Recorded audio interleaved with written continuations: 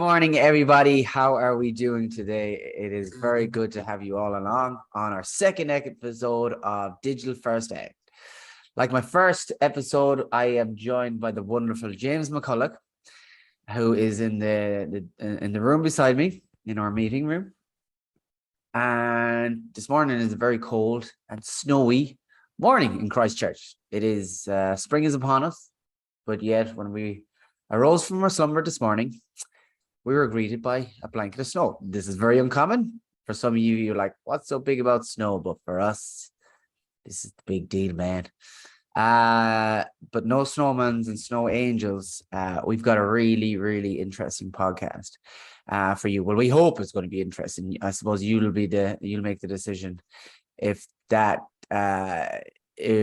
comes to fruition. So basically what it is, it's going to be revolving about our website. Your website is going to be so important, guys. And I assume everybody listen to this has a website. If not, really need to get one. You know, with COVID, one of the things it taught us is that, you know, you can't not have an online presence. Now, you might have done well, you know, use it traditionally, you know, just being around for so long and relying on word of mouth and that. But there'll come a time, you know, where, you know, we might be, you know, everybody else will be getting, you know, be in your prospective's eyes, and then that will start to dwindle. So what I'm trying to say, it's not an option anymore. You need to have an online presence, and think of your website as your online office. This is where people will come to interact with you. Beauty of a website, you can leverage people, you know. So before we get stuck into, you can leverage the number of people, should I say, you know, in a store, hypothetically, if someone came in, you could only fit in, you know, 30, 40 people before it starts getting a bit cramped. Depends on these offices. You might have a really big office with a big training room and you could fit in an entire church procession, but some people don't. But what I'm trying to say, the concept I'm trying to outline here is that with your website, you could have thousands upon thousands of people coming to your website. You don't need to turn on the electricity. You don't have someone to greet them. You don't have to spend any money or effort. They all go there on autopilot and interact with whatever your message is, what you have to offer, build a rapport with you. Okay, so we'll get stuck into that a bit more. First, just a little bit about me. My name is Gareth Amelia. I am the host of Digital First Aid, the owner of Digital First Aid. We are a company that specializes in helping training organizations. One sec, for some reason I'm out of focus. Oh, back out of it. All right, look, who needs to see me? It's the words that are of substance. No one tuned in to see for our aesthetic appeal. But yeah, so we specialize in helping first aid training, CPR trainers, training organizations or medical training organizations the world around book out their calendar using the digital marketing, automation, CRM, and just making life so much easier. Our mission is to help 500 training organizations or first aid instructors, you know, change the world, equip everybody on the planet so they have access to this life training treatment, or this life training, should I say, whether it's medical first aid or first aid, standard first aid in itself. We feel privileged to answer this calling. And a man that's just as passionate about it is James McCulloch. I'll let James introduce himself briefly. Yeah, and full HD focus, unlike Gareth here. Yeah, I'm James. I'm copywriter and general dog's body for Digital First Aid. In the past, I've helped launch financial apps, websites, and more. Currently, I'm writing for Eartha.life, which is this lovely little yoga and health company, and Zode. But more importantly, I write a lot of stuff for Digital First Aid, so all the kind of posts and content that you've been reading. And that's why I'm here to interview / interrogate Gareth. That's it. He's come back in focus now. Yes, I don't know what happened. I did this. I think I've got some like search. Oh no, I've done Yeah. it again. My Jedi powers are too strong. We Um, can fix it in post-op. We can give you a new face. yeah, that's it. Just give me a really good tan. Um, Yeah, so James has been my right hand man, along with the rest of my team. Our team have been doing really, really good work, and it's really the start of it, and it's very exciting. You know, we had the wonderful Jermaine from Your First Aid Training, flew all the way from Australia, came out to visit us, and that seeing her, listening to her, and hearing what is going on in the trenches, which makes it sound as bad, but it's very exciting. It gives us, it fires us up and gives us the energy, and tells us that we're focusing the right our energy in the right direction. And these, you guys are doing the God's work, to say it mildly, and you really are making a difference. And we feel proud and privileged to be able to align and help facilitate that. So we've been a lot of moving parts going on in the background. You guys would have received, well, those of you who are in the group would have received the marketing guide and the checklist, and how you can really dominate online. So hopefully you're checking that out. But we are continuously creating. We're going to start some really online live webinars. We've got some trainings there as well, so we're going to be sending them out. So if you're not signed up onto our email list, by all means, go and do that, because you'll be getting access to all of that. And you can go and find our email. You can sign up for that digital guide, for instance, on our website at digitalfirstaid.co. All right, with that being said, we have a podcast today, and it's all about how you can convert your website into a booking powerhouse. All right. You can have, this is the reality of this, and we've seen it firsthand. And to be honest, in my early years, 6-7 years ago, I was victim of this myself. Designers are a web designer, and then there's a web developer. Developer builds, web designer designs, but then there's the copywriter. So there's a copywriter component which writes the content. Then there's a graphic designer. There's an optimization specialist within there as well. So there's a lot of moving parts, but sometimes websites are built by one person, and their skills is design. And yes, your website might look pretty, and it'll work and function, but it's not optimized for conversion. And this is a big thing. We see this day in, day out.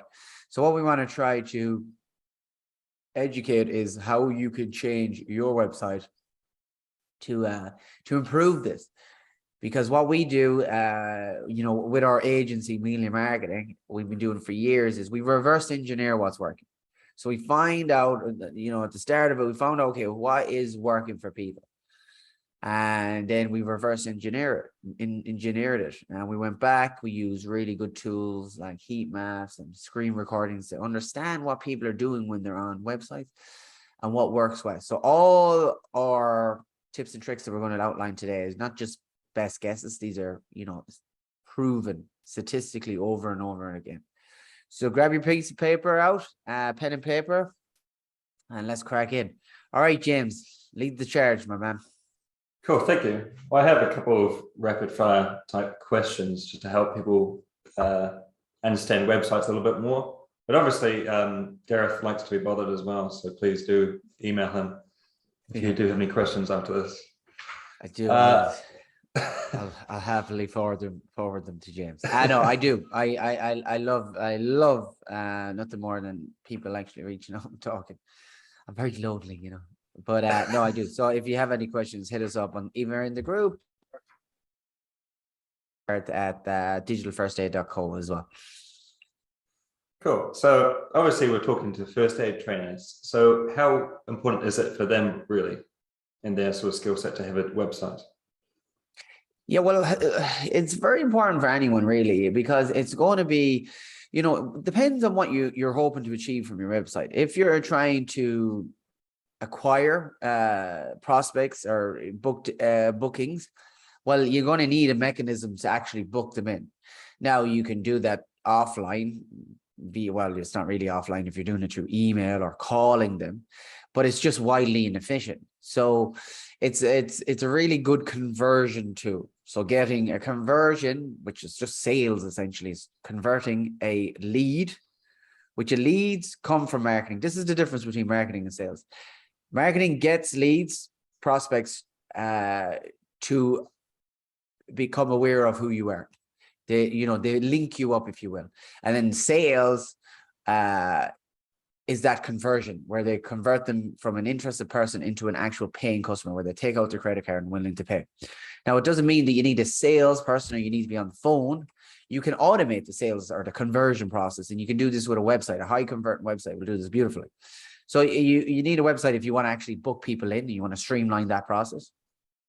You need a website to showcase exactly what trainings you do, maybe what days they're on, where they can expect to find you, phone numbers, how to contact you, past classes, get a feel for you, because they need to be able to, resonate or bond or trust with you. They've got more options now more than ever.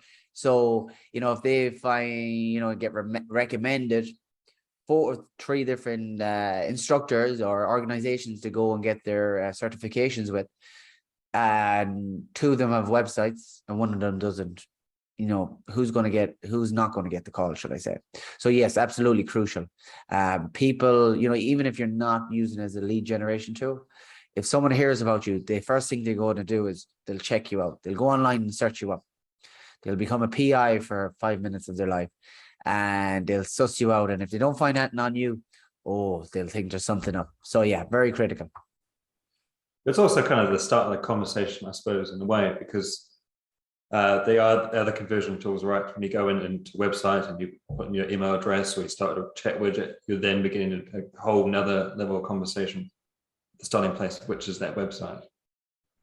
Absolutely. It's so what it is, it's the capacity to take them online, offline. If you think of yourself, like when you go outside and you go for a walk, and sadly, in a lot of cases, even into the household, what are people doing? They're on their phone, they're online, they're scrolling, so that's where their focus is. Back in the day, we weren't doing that as much. We were reading newspapers, we're reading magazines, or watching TV, listening to the radio, walking down, seeing billboards and stuff like that. So that was how they were going to capture people's attention. That's what they call pattern interrupt. So you got to interrupt their attention, get that attention, and then hopefully try to convert them. But nowadays, everything's digital, so everybody's online. So you have that capacity to capture that attention while they're online and initiate that conversation. And like James said there as well, is once you initiate that conversation, generally speaking, you've got their email address and you've got their phone number, and you can follow up with them. Even if you're not there available at that moment in time, you have the capacity to reach out. And it's a very, very powerful mechanism tool you have at your disposal. I think it's pretty interesting as well, just after the pandemic, seeing the rise in QR codes as well, because even that kind of physical space was being taken over by digital again. So even that kind of journey was reverting back to, you found a piece of information outside, it then reverts back to the website. So I think it all kind of goes eventually back that way. Absolutely. Like even nowadays, everything is digital marketing. Everything is online marketing. And I say that, if you think about it, if you see something on your TV, so you're running a traditional TV ad or a magazine ad or a newspaper ad, like you can't buy the product or book the service on the TV. So you see it on the TV. That's where that was the catalyst. But they go online to find more information or to book it. So it's all online. Now, if you see something about a supermarket, something in the supermarket, you go to the supermarket, that's a bit different. But generally speaking, if you're selling a service or product, they need to go online anyway. So yes, absolutely. It always funnels down, the stream goes in the same direction. Same with QR codes. The QR codes are really powerful. It is, and I think people should use them when necessary. The beauty with QR codes is, say for instance, now this is not a QR code, but you know, it's just like a primary care card. If I am on, so the beauty of a website, if someone comes to your website, obviously you can try to get them as a lead. You know, you can give them some information in exchange for the email.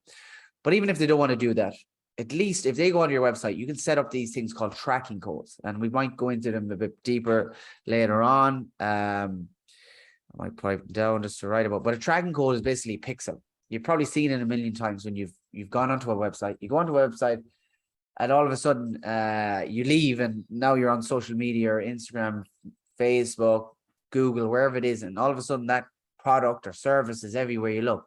That's what we call retargeting marketing.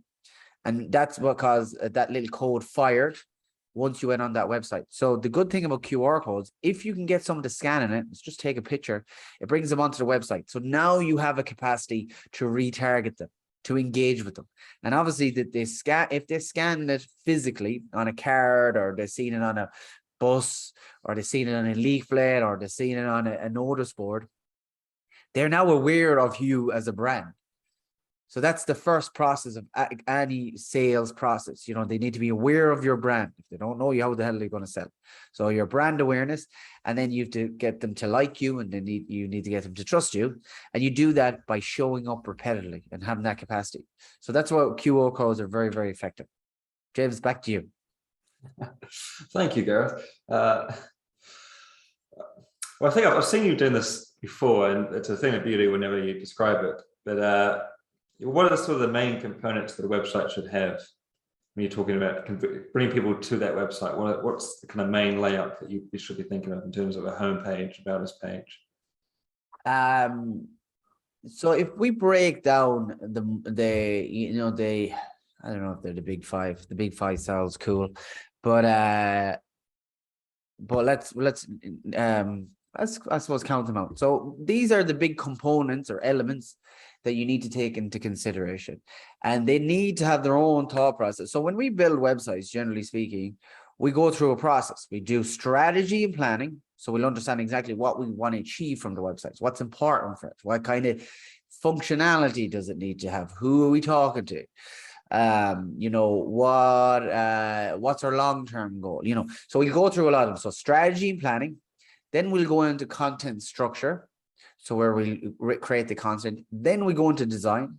After design, we go into development. So that's the best. And then after development, we might do animations and interactions, and then QA, which is quality assurance. But you need to, if you just kind of build your website and don't have any kind of strategy or information plan, it's going to be a bit disjointed. So let's go back to what I originally said. So one component is your imagery. So your imagery is going to be very important. And maybe I'll unpack a little bit about each one as I go along. So imagery. So imagery should always be, it should showcase you, your ideal client or prospect in their ideal state if they were working with you. So you want to get them to feel connected to you guys. So they can actually see themselves mentally working with you or signing up for you. Because the reality is, when someone lands on your website, they don't read the granular stuff or copy too much. They'll scan through the website just to see, okay, if this is worth further investigation. Because remember, you can only make that impression once, and they'll make that judgment call within the first 3 seconds whether they like you or not. Same thing when they meet you in person. So your imagery is very important. Try not to have stock imagery, because everybody, stock is just it's foreign. It doesn't connect with them as much. So have real imagery that shows you, your team, some clients. So you want to, obviously, so for your hero image, you definitely want to have the hero shown them in an ideal state, like I mentioned before. But have facial expressions, have people there, because that's really what connects people. Because remember, when people make buying decisions, they make them through emotion. It's the amygdala part of the brain. They buy through emotion, and they'll justify the purchase through logic. But first of all, we've got to connect with them. And there's something about seeing someone's face and the expressions, and maybe I'll paint a picture. So everybody's around on the floor, and they're doing chest compressions on some mannequins. And they're all smiling, they're all engaged, they're all, they might be laughing, and then they're all around this teacher. So you're showcasing that, these courses are fun, they're interactive. Maybe that you're showing that there's a bit of space, so you're not cramped up, and it's a nice setting. That sort of imagery would be good. Then there's imagery of yourself. You want to showcase, maybe of your gear, maybe of your facilities, where you actually conduct these trainings, whether it's on-site or off-site. So show them a variety. This is really, really powerful. Make sure they're high resolution. This is really, really critical. If people just see these pixelated imagery, they just won't have a bar of it. So make sure you have it really, really good. And it's worth, a good photographer, even for one day, is worth so much. And you can repurpose them imageries for the next 10 years. So definitely do not skimp on this. So that is imagery. Now, bear in mind, some websites are imagery based, some of them are graphic based or illustration based. Now, illustration probably won't apply to you guys. It's more so like SaaS companies that have illustrations. But you never know, sometimes you can get them. But imagery is really going to, imagery speaks 1,000 words. So don't neglect that. So that's the imagery side of things. Then you have the graphic design. So graphic design might be your iconography. It might be some just graphical elements to just adds to your branding. It could be it's your logo is basically graphic design as well. So you need to take into consideration, is your graphic design of good taste? Are you using a color palette that complements, each other? That it's not gaudy, it's not sticking out. There's a lot of psychology around colors and how people interact with colors. For instance, blue builds trust and security. This is why Facebook, Twitter, Dropbox, so on, are these colors. Green is more sustainable. Purple is more calming and warm and caring. Good color for mental health first aid. So just be mindful of your color choice and how you would dictate your brand guidelines. So there's the graphic design. Then you have your so they're all under the umbrella of what we call content. But then we go down to one of the real important ones. I'm in the dark again. Why is that? So bizarre. Sorry, guys. I think the Lord is turning off the lights on me every now and again. So then there's the copy, which the copy essentially is content. A lot of people think content is text, which is true in a sense, but content is content. A content could be a video, it could be imagery, it could be everything. So content is just new material essentially, but within that is copywriting. So the difference, what I like to say between copywriting and content is, content could be educational, informative, engaging, entertaining, blog posts, articles, such as things like that. Copywriting is done to persuade, to get people to do something or persuade them into your way of thinking, try to get someone to book a course essentially or educate them. So copy is a little different. So the copy in itself is, James, before I go flying around, is there anything do you want to add in any of those imagery or the graphic designer?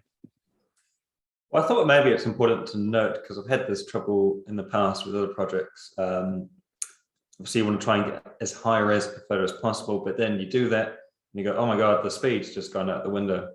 So like, what's that sort of fine balancing act? Like, how do you manage to keep a good speed? Because I'll say if it's longer than 10 seconds, people are just tuning out as well, aren't they?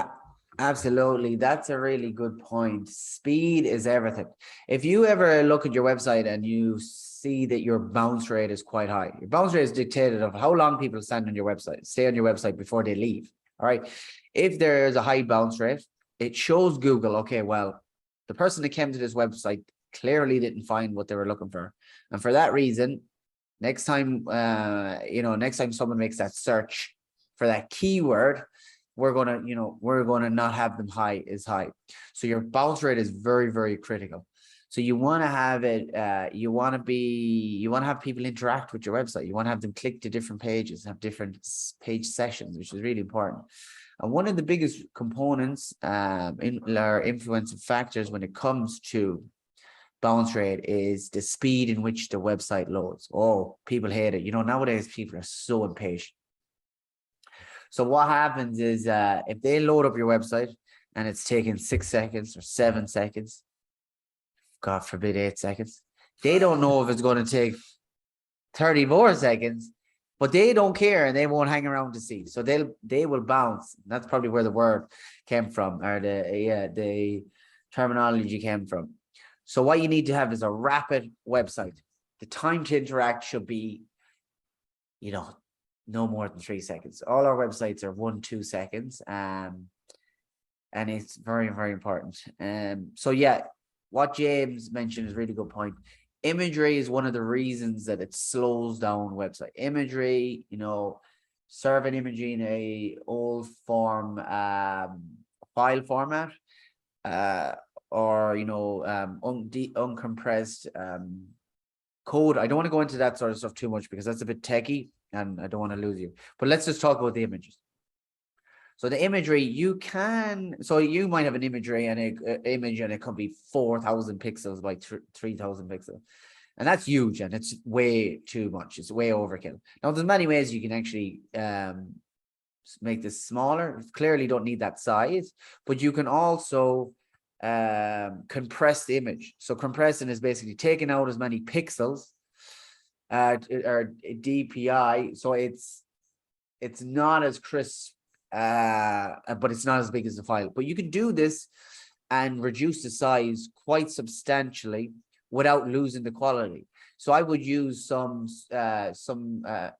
image compression or image optimizing tools. Depends on what website. If you're on WordPress, there's plenty of them.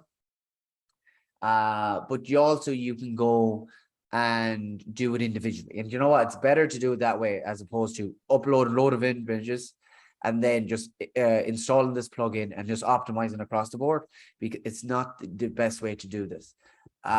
It's best that you optimize images as they come in. And if someone wants me to create a video explaining and showcasing how that is done, just let me know and we're more than happy to get that done. But yeah, that is very, very important to take into consideration, because some website platforms, Wix is the biggest culprit, Squarespace is another one, they will auto compress and optimize your websites or imagery, and you can see it. I can tell a Wix website before without even looking under the hood, to be honest, just because I could see the image that the image, you can see it from it. It's lower resolution. There's no saturation in the image. There's no pop to them. And I know what they're doing. They're trying to improve the speeds, but you can have both. You know what I mean? So yeah. Anything else, James? I think it's definitely right. Like when you're doing an image project, some of them will just come out lower res, even if you put them both through. So you do have to kind of do them individually. But I thought also I'd sort of talk about, because you're not just designed for one screen as well, you're designed for mobile screens, you're designed for a tablet screen that's going to be fairly universal. I was wondering maybe if you could explain those two terms, UX and UI, within the tech world, because they're quite important. I mean, you may not be directly involved with that, but they're quite important terms to know about, at least. Yeah, for sure. So UX and UI is basically user interface and user experience. All right, it's how people interact with your website. how they experience it. That's the UX side of things. How the user flow, whether it's streamlined, whether the button positions are correct, whether there's a good flow.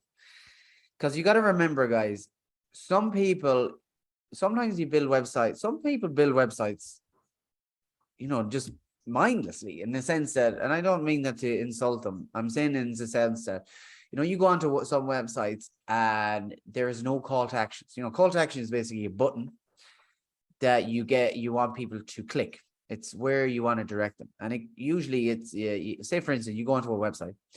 There's three things you need to answer. One of them is who you are. This is what the logo does. Then you want to, why choose you? So why would someone choose you? This is what your headlines should be doing. We help X buy X without X. We equip your workplace with life-saving training, and we do it in one day or something like that. So that is kind of explaining why people would choose you. Then the final component, probably the most critical component, is what to do next. Left to their own devices, people will wander around. They'll click on a load of different links. They'll wander around, have a little poke around, and then all of a sudden they'll get bored. They get decision fatigued, analysis paralysis. They'll just won't do what we want to do. So because we all have a limited amount of mental bandwidth, so we need to optimize their attention while we have it, because there's a million other things happening, vying for their attention, pulling them in a million different directions. So it's really important that we get in there, we get in quick. So what we want to do is have buttons that directs them where they need to go. So on your hero, which is the top section of your image, you need to have a call to action. So a call to action could be get in touch. It could be get in touch, get started, book course. Call now is another good one. So I like to have call now, or your phone visible. Make sure your phone is visible and it's clickable, so people don't have to manually insert their phone number, because the more hoops, the more friction, the more steps they need to do, the higher the percentage that they'll drop off. So you want to make it as fluid and streamlined as possible. So have your phone visible, have your phone clickable. All right. Then you need to have two call to actions. One of them is a get started, book now kind of thing. And that's for people that are ready and willing to book your program right now. Okay. They're the beautiful people. There's what we want. We want that high quality traffic coming to your website. But the reality is they're only going to be a really subset of people that visit your website. A lot of other people are just checking you out or in their research stage. So we need to have a process that brings them down. So what we'll have is that call to action, get the book now. Then we'll have a transitionary call to action. That transitionary call to action is just to bring them down another educational path real quickly. So when someone makes a decision, we bring them down what we call the buyer's journey. So the start of the buyer's journey, stranger doesn't know who the hell you are. At the end of it, it is a paid, booked in client. So we want to bring them down this buyer's journey, and you do that by interacting with them, by creating touch points, what we call digital touch points or physical touch points. So every time they interact with you, they're starting to know and trust you. They're starting to build that relationship and think to themselves, you know what, I can make this decision to go ahead with him because I have a good feeling about them. This is what I mentioned, why I talked about that tracking at the start. Because if you have this buyer's journey and you've tracked them here when they come to your website, so let's bring it through a hypothetical buyer's journey. So they might see you on Google. All right. They are, say for instance, let's say not Google, because that Google, if they're searching Google, means that they're inbound. They have the intention to buy. They're a lot easier to convert. Let's talk about someone. Okay. Maybe they see them on Facebook. So their first time they ever brand awareness and know who you are, they see you on a Facebook ad. That Facebook ad brings you to your website. The website has some content. So that's one touch point, two touch points. And on your website, you have a video, and they watch the video. So that's 3 touch points. But then all of a sudden they leave. The door knocks, the phone rings, they get distracted, life goes on. They leave. Now, if you don't have tracking, you have got to hope and pray that they find you naturally to come back to you. But now, because you're a good marketer, you're doing good marketing practices, and you've got these retargeting tags on your website, Next time they go on social media again, we show up another ad to them, a retargeting ad, which we now know that they've put up their hands. We shook the bush eventually at the start. We got them to come out of the woodwork because they clicked the ad, so they showed that they're interested. Now they came to the website. We've tagged them and tracked them. Now we know that they're online again. We'll get them again down the line. We bring them back to the website with another incentive, whatever it is, a free lead magnet. So they come back to the website and we try to say, hey, do you want this free training or top 10 things you must know to ensure your workplace is a healthy environment and to improve productivity. And they're like, okay, well, this actually talks to me. I wouldn't mind this. So in order to get this, you have to give your email.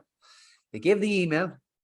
And now you have them in the email or what we call middle of the funnel. Top of funnel is where people come into the website, strangers. Middle funnel is if they kind of give your email or interacted. Bottom of funnel is, if they're, booking on the booking form or if they're ready to buy. Okay. So now you've got them in the booking form. You've got them in the middle of the funnel. And because you give your email, now you can send them a drip sequence. And that drip sequence could be 3 emails. First of all, you give them the value add that you promise them. And then you give them something else that's really important and another one. But what I'm trying to get at is now you can see that the different touch points that we've created through this process. And now they feel like they trust you. So then you can make the ask for the booking. And you're more likely to get it. Okay. So where was I going with before I went on that side tangent? You're talking about UX design, I think. Oh yeah. My God, did we we went left field. All right. So you got to understand that you've got to cater to everybody, no matter where they are in that buyer's journey, whether they're at the very start or whether they're in the middle. All right. So UX will cater to everybody. UI is basically how they see the front end, the aesthetic appeal to that. Before I actually go off, it's more important that I kind of go backtrack. UX and UI as well. It's very important that your phone or your websites are mobile friendly, because now it's a mobile first world, meaning nearly all searches, 80% of them are done on mobile.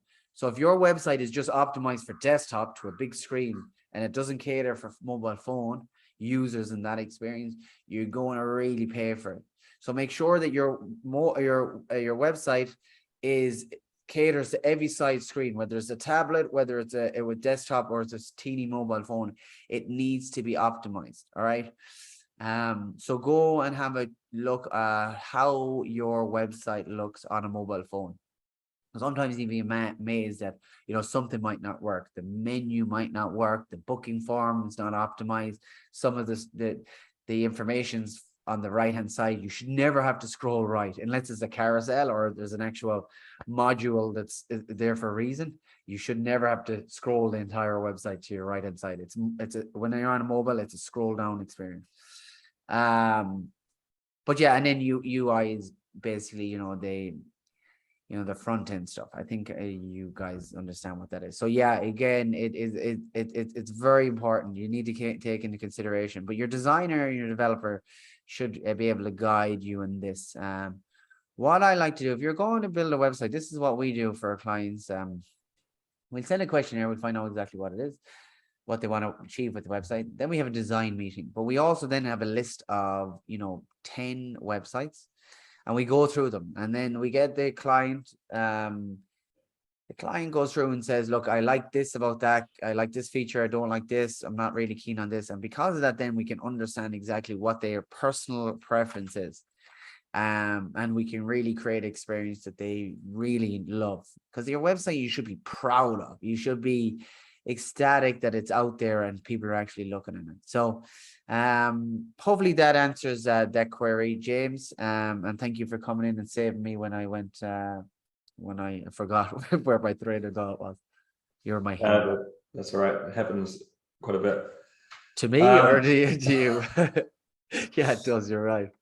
It's just a passion, Gareth. That's it. Get lost in the passion.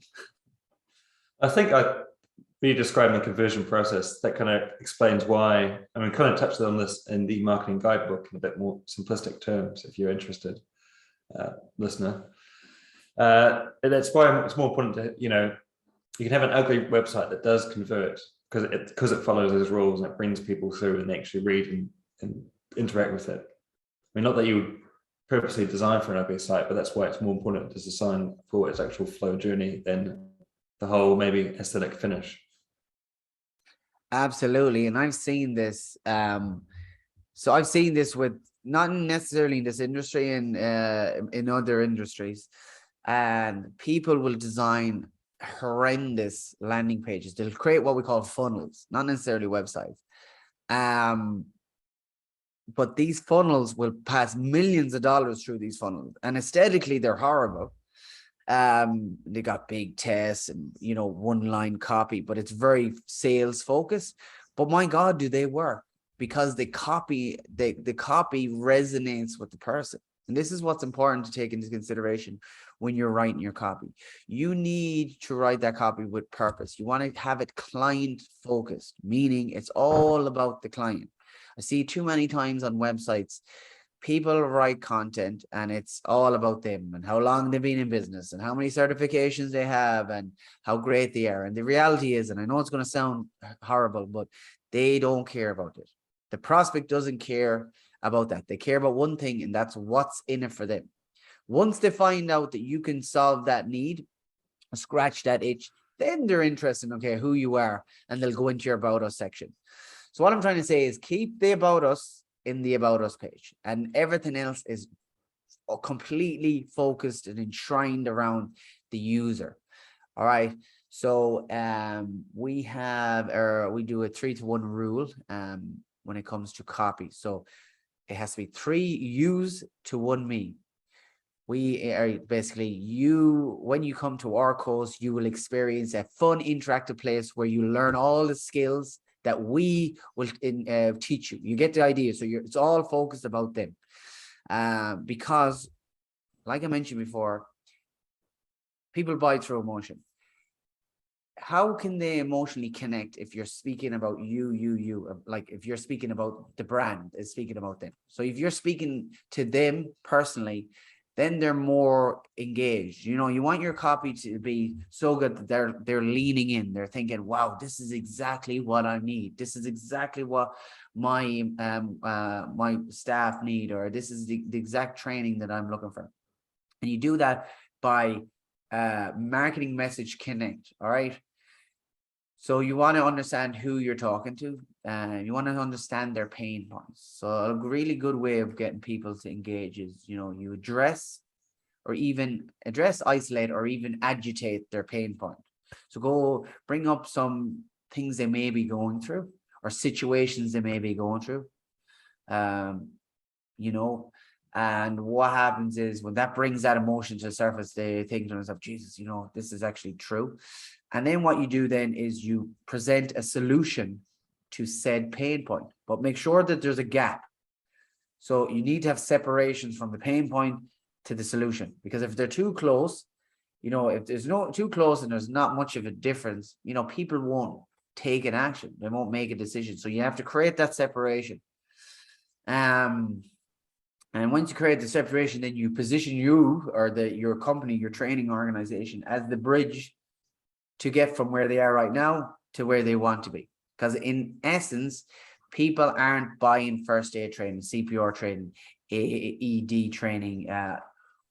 They are not buying it. They're buying the service for what the service gives them. Okay, what it allows them, whether it's certificate, training, the skills, the know-how. That's what they're after. So you want to actually speak to that. Don't go too heavily into features. People buy things, not features. You want to sell the end result. And when you do that, it's very, very powerful. Your copy is such a critical component in websites. And sometimes I see websites and it's just all over the place. So a good content structure, because your content, your copy, your website should be built around that. A good website should be built around that. I'm out of focus again. I'm blurring. But yeah, hopefully So, that touches on a bit more about the kind of the importance of copy. so say anyone listening on Spotify is missing out on all your hand gestures as well. Yeah, I'm I've actually just put in a very good bridge there. But no, I agree. Like I'm a in part-time running wizard. in running copy, even that first headline, like it's got to engage and captivate and want to make you continue and read on. Like because when you keep on reading down, I mean, there's a point in no return, but you increase the chances of continuing to read on once you've got that hook laid out. Yeah, that's a good point, James. Before we move on, so a good copy is there's a term in copywriting. I'm out of focus. This is driving me nuts. I feel like my I was in a steam room and my glasses have steamed up. I got usually this camera is pretty good, but anyways. Yeah, this is So boring for Spotify people. yeah, you're missing out on all this. It looks like a blue and black magic and Jedi skills and I'm doing backflips. yeah, that's it. We're keeping it footed interactive. I'm going to do the robot now in a second. But what I was trying to say is you're not trying to sell them on the first encounter. You're just trying to get them to read the next line. So that's what they say, you know, turning the page. Your first line is designed to get them to read the second line, and the second line is get them to read the third line. And as James said, you Jason's his alter ego. I was going to interject as well and say, like that doesn't also mean that you have to make it. I mean, it's nice to have a clever line, but sometimes it is just about finding that line that is what people want to hear as well. Particularly if you're going in and looking for a course, it's not necessarily, you know. I like to be clever with lines, but sometimes it's just about making it quite apparent and easier for people, especially if they're going, why I want this person. Does this person do this for me? And as they can see that straight away, then that's the hook there. Absolutely. And look, and not all headlines and sub-headlines are created equally. Like obviously the main homepage, your main page is needs to be kind of generalist and reasons why they choose you. But if you're getting into specific service pages and stuff like that, you don't have to have it really convincing. It can be more kind of it can be just kind of specifying what page you're on. They're on the right page, because clarity is key. Simplicity can reign king as well, but clarity is massive. Confused people don't buy, so you want to take away any confusion. Now you also got to bear in mind, sometimes if you're doing SEO, your titles going to need to have keywords in there, so you have to have a balance. You want to make it captivating, intriguing, but also it needs to serve a purpose that is actually helping you rank for certain search terms. So don't worry about being too witty and too clever, and you know, you're not right. You're not doing headlines for a cosmopolitan magazine, but yeah, good copy is so important. It really, really is, and we're blessed to have someone like James and his caliber. Although if you do want witty headlines, yeah, please call it. You did touch on this landing page a little earlier before. I thought maybe you can sort of explain what that is to anyone who's not familiar with the term. So a landing page is any page can be a landing page really on your website. So generally people might call their homepage a landing page, but you can have a landing page that doesn't have any connection to your other website, and sometimes that's actually really beneficial. So if you have a website, if you have a landing page and it's got no navigation, meaning there's no links for them to click, and you're trying to get them to do something, you're trying to get them to convert or take one action, you take away all the background noise, take away all the distractions, well, you could imagine that it would be beneficial. It would guide their attention. So it can be really good in that sense. But a landing page essentially is designed to do, when breaking down, it's designed to do one thing and one thing only. Some pages, you know, what we see is, you know, people are trying to sell a million different services. And the reality is the person that might be looking for mental health first aid is a completely different person that's looking for standard first aid. Now, I know they might necessarily be on the same page, but for instance, one of our clients is trains dental practitioners, and their resources are there, CPR training. Our workplace first aid is, the person that's looking for that is completely different. So you want to specify each page to their particular needs, and landing pages do that well. Now, when a landing page is also, a campaign, and you're sending them directly to that page, that's really good. That's where landing pages can really excel. But yeah, so I could go into it, but I'm afraid that I'm gonna be here for 3 hours and people have been nodding off by the time I finish off. But yeah, there's lots more. And if anybody has any questions, by all means, just reach out and we're more than happy to help it. And if anybody wanted, maybe down the line we could do a live webinar type Q&A and just answer some questions. Because sometimes what I find is, it's sometimes of just turning the corner, it's only 1 or 2 questions. It's that the consultancy coaching aspect that makes a big difference. Yeah.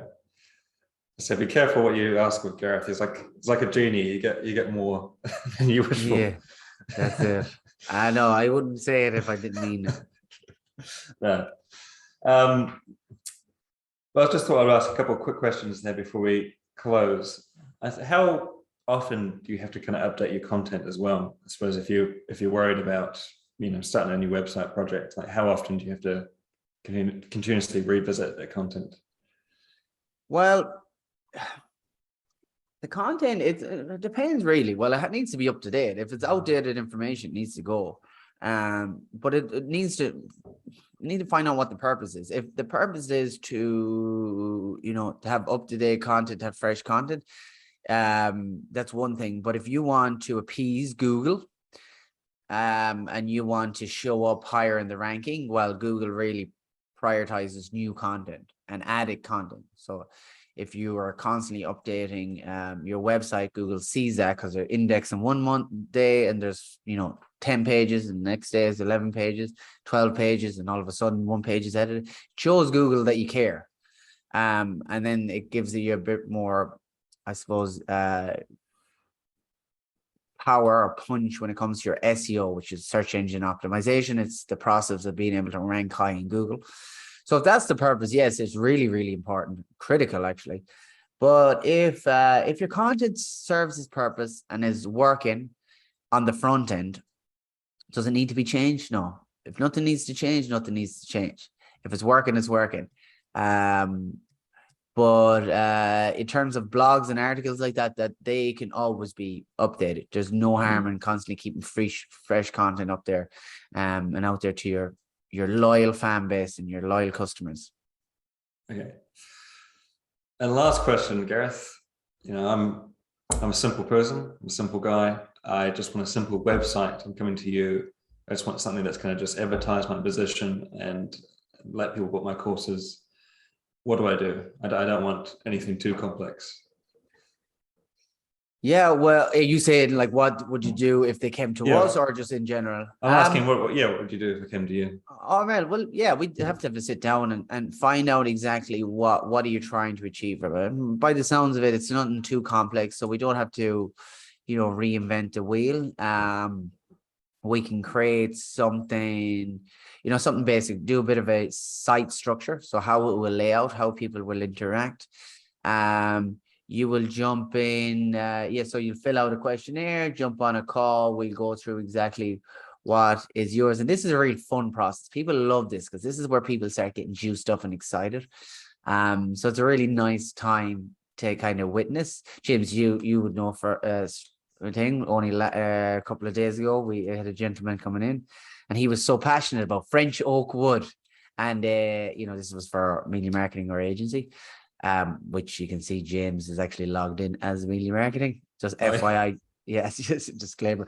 That's a plug, a motivation or promotional plug. But so you would come and we would just we'd find out what you want. We'd reverse engineer a solid plan. We'll go through your likes, your don't likes, And within, 4 to 6 weeks for a small project, we'd have it out for first draft. We'd show the client what the first draft, and then they would come back and do, edits and revision edits. So they would say, oh, maybe I want to change this. Can we add this? Can we remove this? And we do this back and forth until they're happy. So that's kind of the process, a real simplified, dumbed down process of it. And you usually build on WordPress as well, don't you? Well, it depends. WordPress for sure, but Webflow is our priority. We love Webflow websites. Just Webflow is a better, superior experience, especially for that speed that we mentioned. But WordPress, yes, we definitely still do quite a bit of WordPress just because of that really good booking systems. But if we're doing e-commerce store, we might do it on Shopify. So it depends. But generally speaking, it's those three. Because we want to build a website where the client is able to make edits and do things themselves. If we custom build a website, it means that you're shackled, you're held ransom, if you will, by the developer. And every time you want to change something, even if it's just something simple, you've got to do it through them, and they're going to charge you for it. So we rather give the capacity to, for them to do it. A lot of people don't want to do it anyways, and that's fine, but at least the option is there. And even if they did take it away and went somewhere else, another developer or web person will be able to make that edit. So that's important to us, to make it user friendly for them on the back end as well. To make it your website as well. Exactly. That's it. You're building for them. So you're catering to all. And we go through that as well when we sit down. It's like what's important to you, because sometimes we don't know what we don't know. And sometimes what you think you might want is not exactly what you should need. So yeah, we go through it all and we outline some ideas. We have a brainstorming session and we go from there, kind of thing. That sounds good. I'm convinced. Right. Do you want a website, Jim? Yeah. Actually, I wouldn't mind one. If I get a discount. That's it. It's only 700,000 for you. Just kidding. Oh yeah. I think we probably could go on all day about websites. We could. You're absolutely right. And because there's so much more. I'm like, I really would. There's so many different elements and tips and tricks. But the reality is, first of all, I don't want to overwhelm. Just too much content. Sometimes it's just like drinking from the fire hose, and that's no good. But also might be easier as well. Might be easier just to show if anyone did want a webinar on this, just to run it through, because it is a very visual process. So it's a bit of a perhaps that's what we do. We maybe do a webinar, and people jump on and they can upload their websites, and maybe we critique and audit them and give them some tips, and people can ask the questions. Maybe that's something we'll do in the future. I think that would help, because I think visual, to see and understand visually is going to make a massive difference. So I think that's going to be massively important. So let's do that. Let's organize something like that. But I think that's about it. Thank you so much, guys. Really, really appreciate you hanging around this duration. Wishing you all the best from the very snowy Christchurch, New Zealand. Yeah. Thanks to Juan, who's going to edit all this. Yeah, that's it. He gets to hear us twice today. He's a very lucky guy. Where is Juan anyways? Is he? I don't know where he is. He might be just waiting. I think he's hiding. He doesn't want to interrupt. He's like hiding. I see him earlier on. Anyways, no worries, guys. Thank you so much. We really appreciate everybody that cares and has actually listened to us, really, from the bottom of our hearts. We really do. And if you have any content requests, by all means, shout out, and we're more than happy to do that. And until next time. Yeah, exactly. To the imaginary comment section. But yeah, all good. We leave it there. Peace.